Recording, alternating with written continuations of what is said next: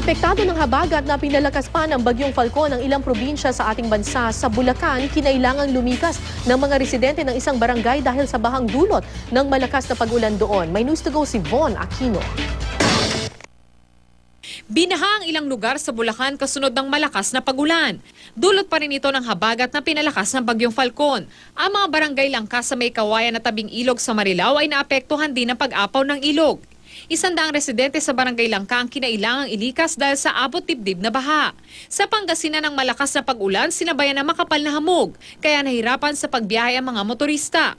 Ayon sa Provincial Disaster Risk Reduction and Management Office, pinakaapektado ng masamang panahon ng mga bayan ng Bolinao, Santa Barbara at ang lungsod ng Alaminos. Umapaw na rin ang ilang ilog dahil sa pag-ulan.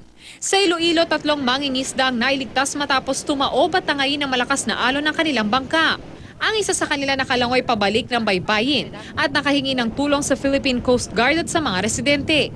Umabot ng 3 oras ang rescue operation. Sa Cebu natagpo ang patay ang isa sa 3 Koreanong napaulat na nawawala sa dagat sa Lapu-Lapu City. Nakita ang kanyang labi sa Camotes Island kahapon ng umaga. Doon din nakita ang 2 niyang kasamahan na nakaligtas at nagpapagaling na ngayon. Nawala ang 3 noong linggo na mag-scuba dive sa isang resort sa gitna ng masamang panahon. Nangako naman ang pamunuan ng resort na magbibigay ng tulong sa mga biktima. Sa Valencia Negros Oriental, napinsala ang mga pananim ng mga magsasaka malapit sa bundok.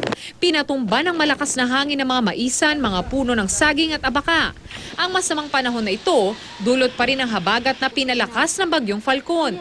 Pinag-aaralan ngayon ng mga opisyal ang pagdedeklara ng state of calamity. Von Aquino, GMA News.